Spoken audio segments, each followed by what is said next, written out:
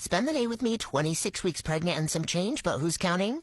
I actually got dressed today, so that was a big accomplishment. I've just been feeling like this, exactly like that, death.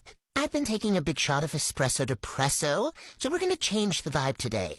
We're putting on some perfume, feeling good about ourselves, until I realize my rings are no longer fitting. If you struggle with body dysmorphia, pregnancy may not be for you, but we're focusing on the positive, and I'm growing a human inside of me. Grab my emotional support water bottle before heading out the door.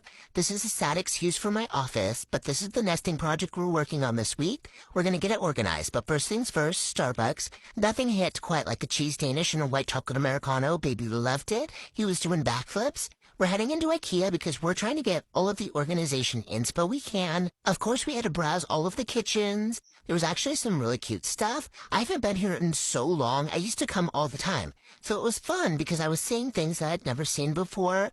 If you need an inexpensive storage idea, get the Billy bookcases. These are $69 and they hold so much. I don't know about you, but I'm a trader hoe and proud of it. My favorite section is when you walk in and there's those fresh wraps and salads. They're so delish.